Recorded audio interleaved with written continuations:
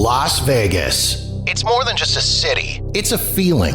It's that feeling of excitement when you spot the lights of the Strip out the airplane window. It's that feeling of awe as you stroll down the boulevard, taking in the sights and sounds. And it's that feeling of satisfaction, knowing that you're in the greatest city in the world. Over 42 million people from around the world share that feeling every year. And I'm one of them. Taking you to the world-famous Vegas Strip and beyond, my name is Jeff, and this is Jeff Does Vegas. Hey there, and welcome to episode number 108 of Jeff Does Vegas. Before we get rolling for this episode of the podcast, I want to take a moment to thank everyone for checking out the last episode of the show, where I shone the spotlight on a few of my favorite fellow Vegas podcasters. There are so many awesome creators out there, and it was a pleasure to be able to point you in their directions. If you haven't checked it out as of yet, jump into the archives at jeffdoesvegas.com and search out episode number 107, Sharing the Love, or find it on Apple Podcasts, Spotify, or wherever you get your podcasts. All right, here we go. On to the show. Here we are back at it with another world-famous Jeff Does Vegas trip report. This time around, we're chronicling my most recent trip to Las Vegas from March 20th to 23rd, 2022. The first trip of what I hope will be many trips to Las Vegas this year as things start to open up and COVID-19 travel restrictions disappear. As in past trip report episodes, I'm going to run through some of the highlights and lowlights of this trip, including my hotel experience, reviews of the restaurants I checked out, and some general observations I picked up on during this trip. I'll also tell you about the unexpected souvenir I brought home on this trip. And being that this trip was more work than play, as I had several podcast interviews scheduled, you might notice it's a little bit shorter than some of my previous trip reports. As such, if you've got a Vegas trip planned, I'd highly recommend jumping into the archives and checking out some of my past trip report episodes. So, without any further ado, let's get this thing rolling.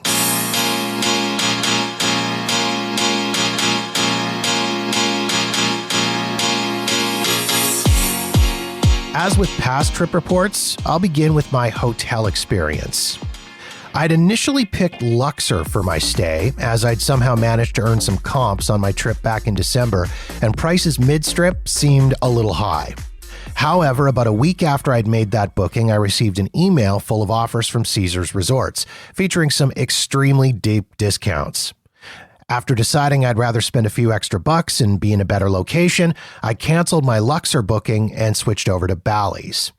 I've reviewed Bally's before, way back in episodes number 24 and number 47, but this was my first stay here since the COVID-19 shutdown and reopening, and my first stay at a Caesars property since they merged with El Dorado Resorts back in July of 2020. Since the merger and pandemic reopening, I'd read lots of stories about cutbacks and decline in service, so I was curious to see what it was like for myself.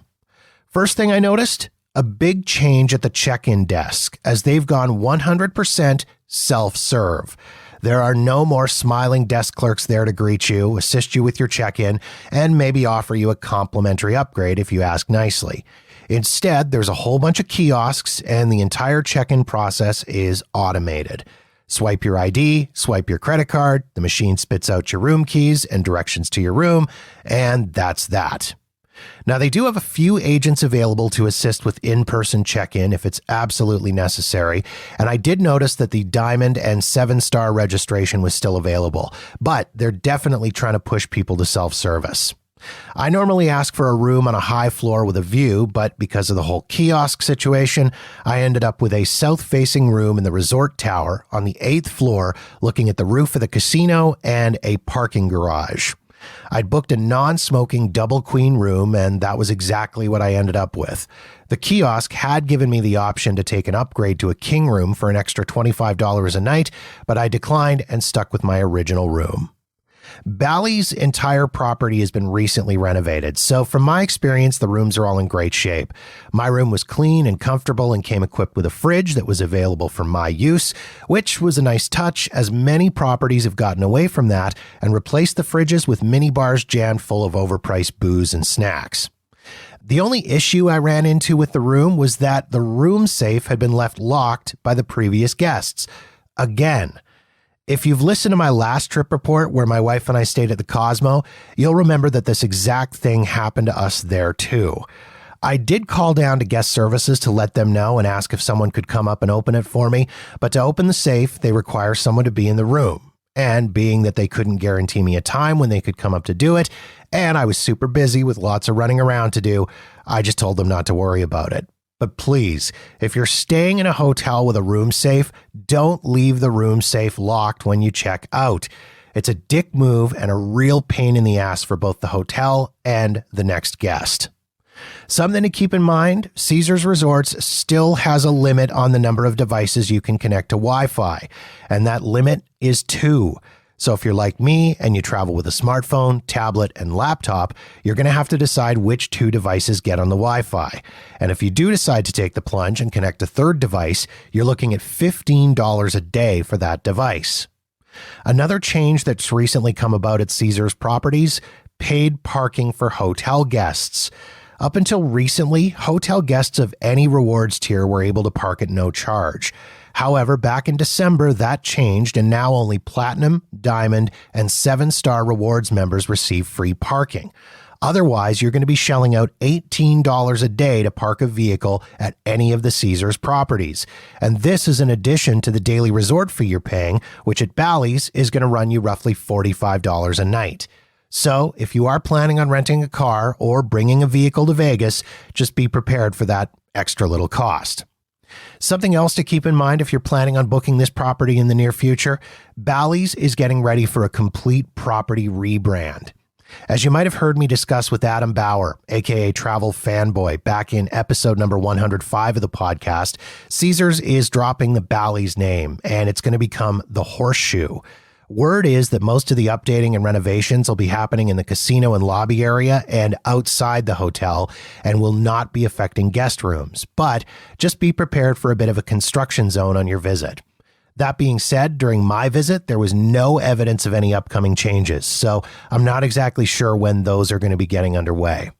Overall, as usual, I enjoyed my stay at Bally's, and based on the location and value, it'll always remain one of my top choices and recommendations.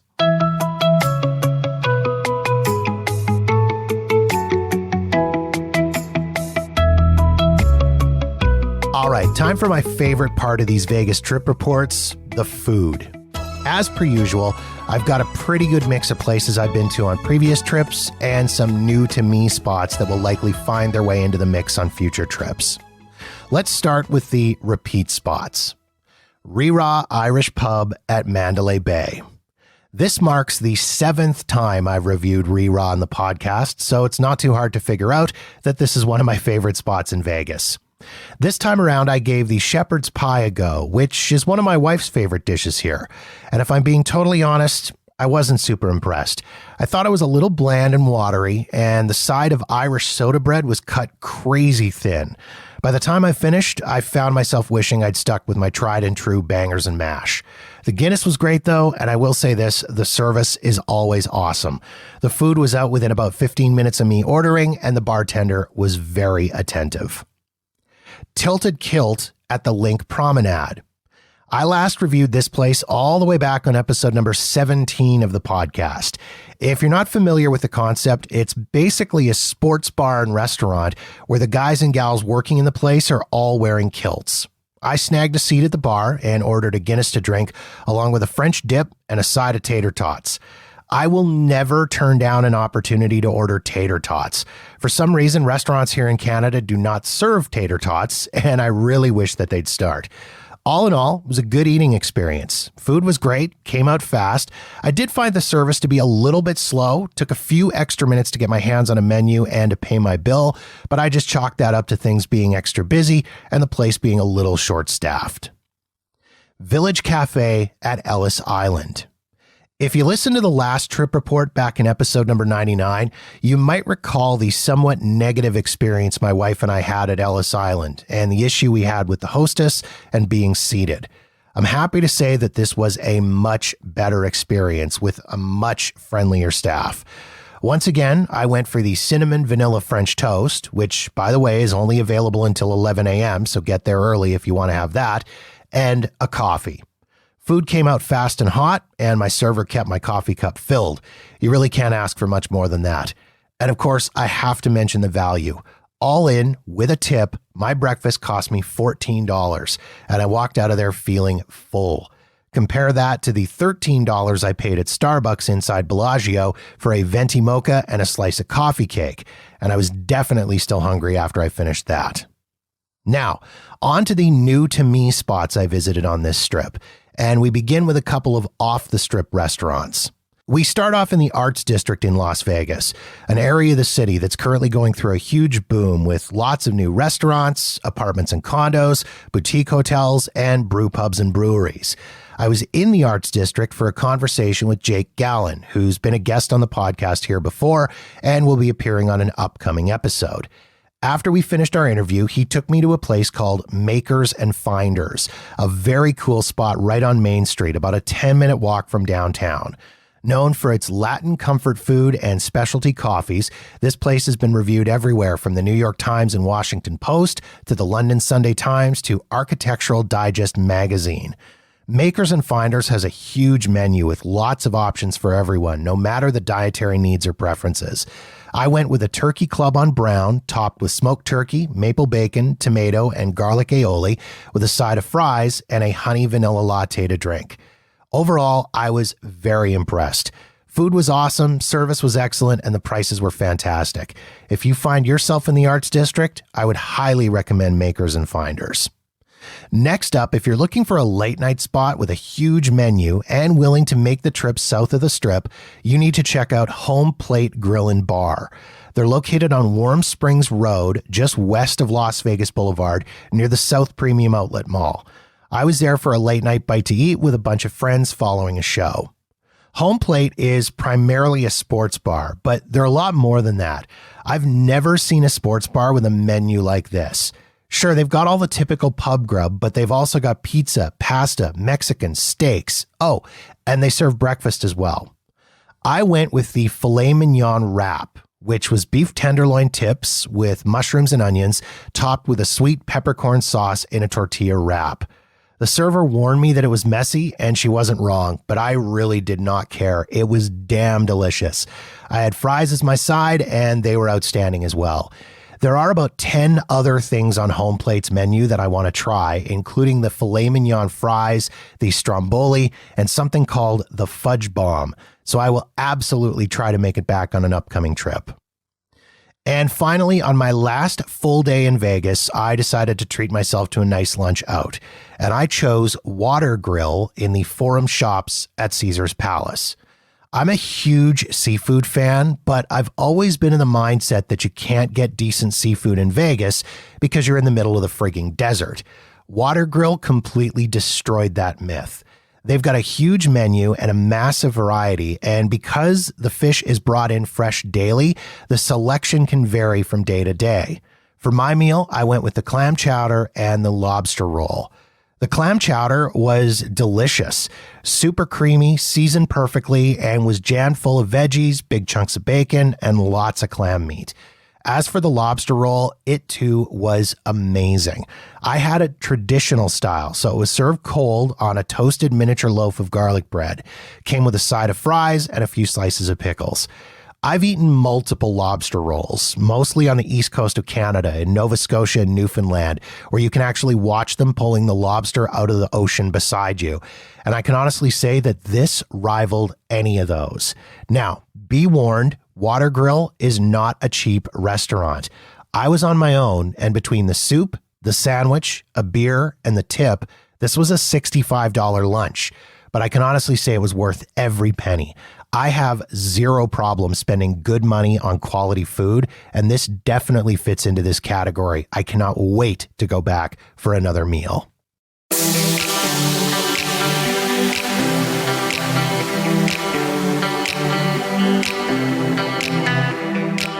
Okay, I'm just about done with this fun-sized trip report, but before I close things out, I just wanted to wrap up with a few quick little tidbits and observations from my most recent jaunt to Las Vegas. First off, If there was any doubt as to whether or not Las Vegas was back, those doubts were all but washed away on this trip. I honestly can't remember the last time I saw Vegas this busy.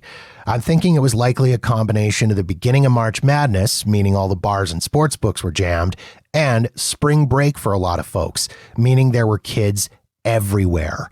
Now, I'm not going to go off on one of those don't bring your kids to Vegas rants because they're completely pointless. And although I personally wouldn't bring kids to Vegas, I get why people do. There's a lot there for families. But that being said, it's totally inappropriate to let your kids run absolutely buck wild through the casinos and restaurants while people are trying to enjoy their time. All us kidless people ask for is a little bit of control over your children. Secondly, I noticed that a lot of restaurants and food spots were still closing what some might consider to be early. On past trips to Vegas, pre-COVID, it was easy to grab a bite to eat late at night while you're out wandering around or perhaps on your way back to your hotel. This time around, however, I saw several places shut down by 9 o'clock, 10 o'clock, even by 8 or 8:30 in the evening. For example, one of my favorite late night spots is La Pizza in the walkway between Bally's and Paris. It's great for grabbing a slice on the way back to my room when I'm staying at Bally's. On previous stays, it was open 24 hours. This time around, shut down by 10 p.m. And third, let's talk rideshare. This trip, I felt like it was significantly more expensive to use than when my wife and I were in Vegas back in December. Now, I know they're adding a fuel surcharge to rides to make up for high gas prices, but that's only 55 cents of the cost. Overall, it just seemed to be a lot higher. It also seemed like there were less drivers, and I did find at times that it took longer to actually get a driver. On a couple of occasions, the app cycled through multiple drivers before finally confirming one to pick me up. Overall, though, I had great experiences with my Lyft drivers, and I'll continue to recommend rideshare as a great way for people to get around Las Vegas.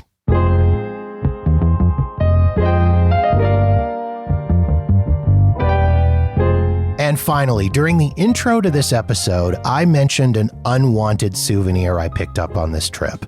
In case you haven't figured it out, yes, it was COVID-19. Admittedly, I could have and should have been a little more careful about wearing a mask when I was out and about. I wore a mask whenever I was in a tightly enclosed space with other people, like the elevator, trams, and monorail. Anywhere that I was still obligated or required to, like ride shares, the airport, and on my flight. And anytime I was indoors and there were huge crowds of people where it was almost impossible to space out, such as the new conservatory display at the Bellagio. But elsewhere in the casinos, restaurants, or just walking around, I was pretty lax about my mask wearing. It was just so nice to feel normal after 2 years of not being able to. That being said, knowing how transmissible the most recent variants of COVID-19 have been, it likely wouldn't have mattered where and when I was wearing a mask. Someone walking past me on the strip could have sneezed in my general direction, and that would have been it. And trust me, there was lots of sneezing, sniffing, and coughing going on around me. The night I arrived home from Vegas, I was feeling a little bit off, but just attributed it to travel, not getting enough sleep, lots of walking, too much drinking, dry desert air, all the usual stuff. But when I woke up the next morning feeling like complete and total garbage, I thought, uh-oh, and I took a rapid antigen test, which promptly came back positive. So far, I think I've been pretty lucky. For me, COVID-19 has been like one of the worst man colds I've ever had, bordering on flipping over to a full-blown flu. I've dealt with congestion, runny nose, and feeling achy all over. I've been coughing a fair bit at night when I've been trying to sleep, and the worst thing I've dealt with so far is a fever that lasted a few hours, bouncing between 100 and 102 degrees. I'm also noticing that I'm getting fatigued quite easily, in that I'm good for a couple of hours of activity, and then I need to nap for an hour or so just to recharge. Overall, I consider myself to be fortunate with how I've been affected, and I can't help but think that if I wasn't vaccinated, this probably would have been much, much worse for me. So if you have any health concerns or you're worried about catching COVID-19, just be aware that it is still a thing in Las Vegas. And if you want to take precautions to keep yourself safe, such as mask wearing, hand sanitizing, stuff like that, you're still able to do so, and I would recommend that you do.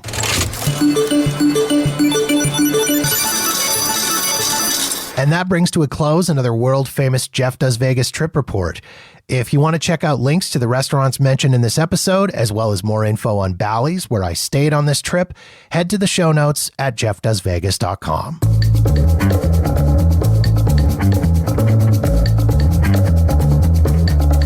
And that wraps up another episode of Jeff Does Vegas. If you've got feedback on this episode of the show, or any other episode for that matter, or you've got suggestions and ideas for topics you'd like me to cover on the podcast, please feel free to reach out to me via Facebook, Twitter, or Instagram at Jeff Does Vegas. Or drop me an email directly at jeff@jeffdoesvegas.com. In the meantime, thank you so much for checking out the show. Be sure to follow us wherever you get your podcasts so you'll know the moment new episodes are available.